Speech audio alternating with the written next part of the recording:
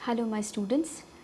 This is the next series of English learning, and today I'm here to discuss about present perfect continuous tense. This is the last type of present tense.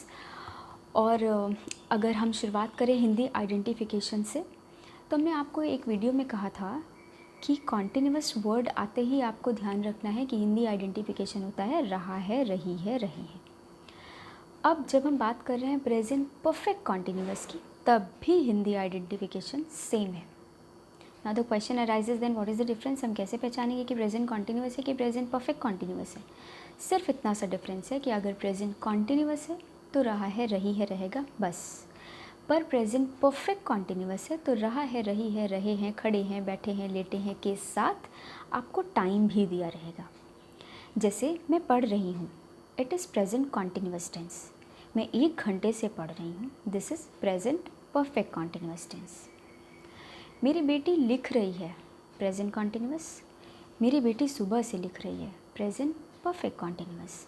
तो उसमें time दे दिया जाता है, सुबह, दोपहर, शाम, रात, 2 बजे, 4 बजे, 2 घंटा, 4 घंटा, लाइक दिस।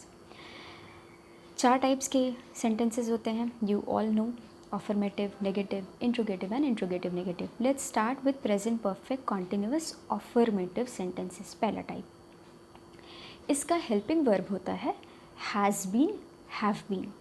जैसे आपने प्रेजेंट परफेक्ट में सीखा था कि हैज़ सिंगुलर के साथ, हैव प्लूरल के साथ, उसी तरह यहाँ भी हैज़ बीन सिंगुलर के साथ और हैव बीन प्लूरल के साथ। टाइम की जो बात है कि टाइम भी दिया रहता है, उस टाइम के लिए आप सिंस या फॉर यूज़ करते हैं। सिंस फॉर हम अभी बाद में बताएंगे कि किसके साथ क्या यूज़ होता है, बस इतना ध्यान रखिए कि सिंस और फॉर भी यूज़ होता है टाइम के लिए। अब स्ट्रक्चर की बात करते हैं। ऑफर्मेटिव में आप स्ट्रक्चर लिख सकते हैं पॉज करके, सब्जेक्ट प्लस हैज़ बीन या have been plus verb first form ING plus object plus since for and time.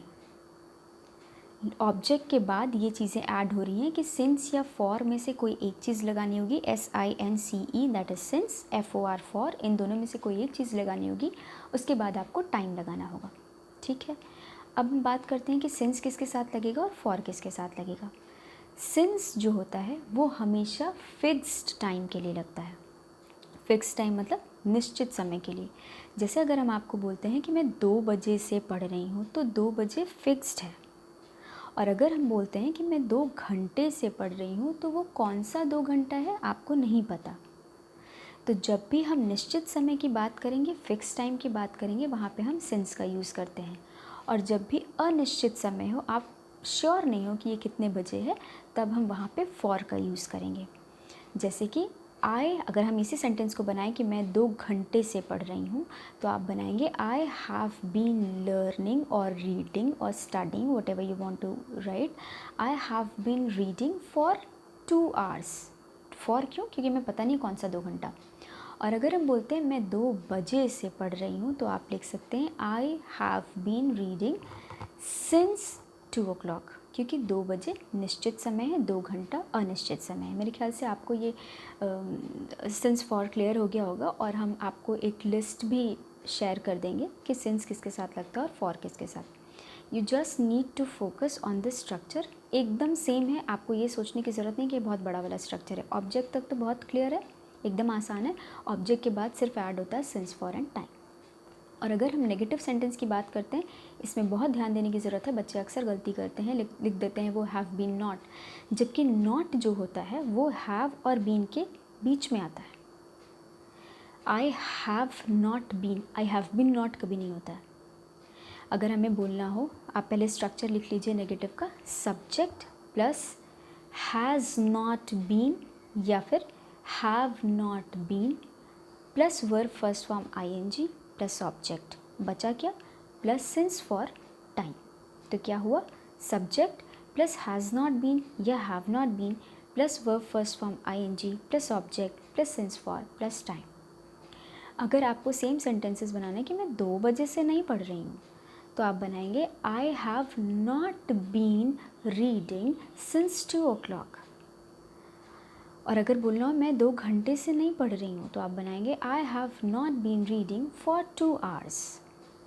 बस इतना ध्यान रखना है हैव और बीन के बीच में नॉट आता है। और जब हम इंट्रोगेटिव सेंटेंस की बात करेंगे, फिर पहले आप स्ट्रक्चर लिख लें।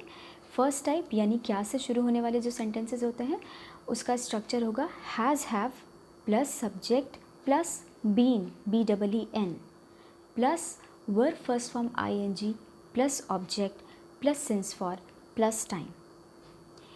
क्या तुम कल से प्रेजेंट कॉन्टिन्यूअस सीख रही हो?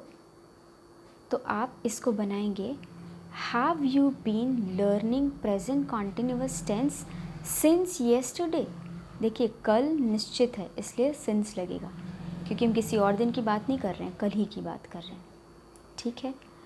और अगर आपको सेकंड टाइप बनाना हो कि तुम सुबह से क्या लिख रही हो, तो क्या बीच में आया, शुरू नहीं हो रहा है क्या से।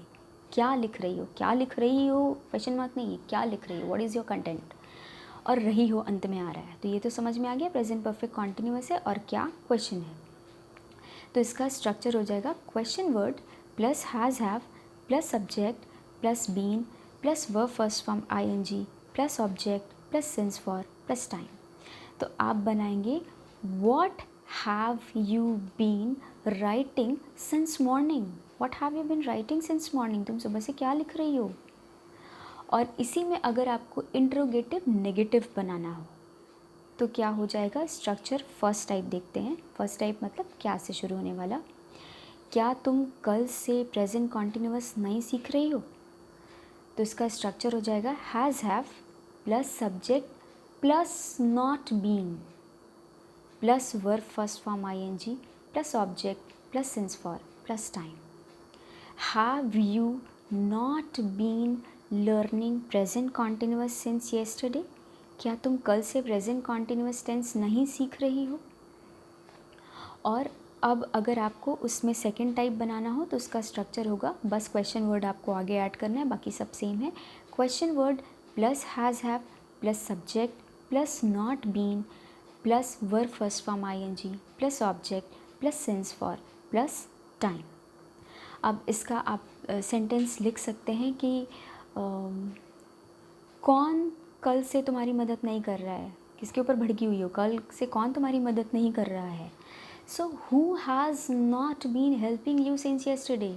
हु, क्योंकि किसकी बात कर रहे हैं हम, हु हैज़ नॉट बीन। या अगर ये पैसिव फॉर्म में आपको टफ लग रहा है तो तुम सुबह से क्या नहीं लिख रही हो, इसको भी आप बना सकते हैं what have you not been writing since morning.